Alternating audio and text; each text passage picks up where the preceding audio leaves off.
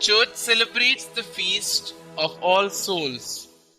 This is a day set aside by the church to remind us of the value intrinsic in recalling our dear departed.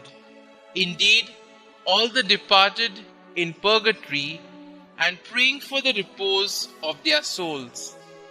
The feast was established in 998 by Saint Odilo, first abbot of Cluny, to enable his monks to offer special prayers for the departed.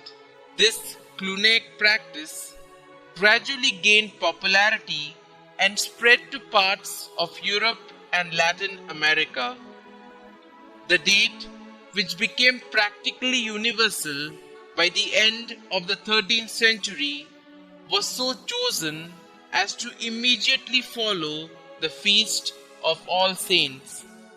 Thus, having honored the Church triumphant in heaven on the 1st of November, the very next day, the Church militant on earth, with due concern, turns her gaze onto the members of the Church suffering in purgatory, thus demonstrating in no unmistakable terms the supernatural bond of the communion of saints.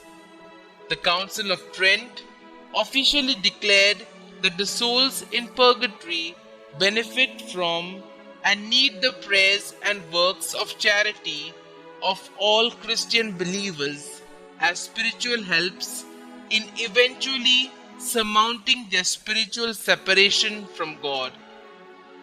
Catholic tradition regarding All Souls' Day centers on the belief that even though some people who have died are presently in a painful state, they nevertheless experience some joy in knowing that they will in time be fully united with the Creator in His glory and happiness.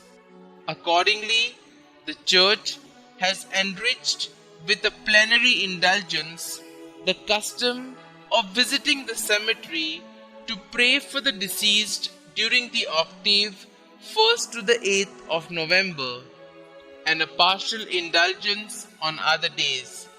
For the succor of the innumerable dead in World War I, Pope Benedict XV, by a decree dated on the 10th of August 1915, granted each priest the blessed privilege of celebrating 3 masses on this day, one for his own intentions, another for the souls in purgatory, and a third for the intentions of the Holy Father.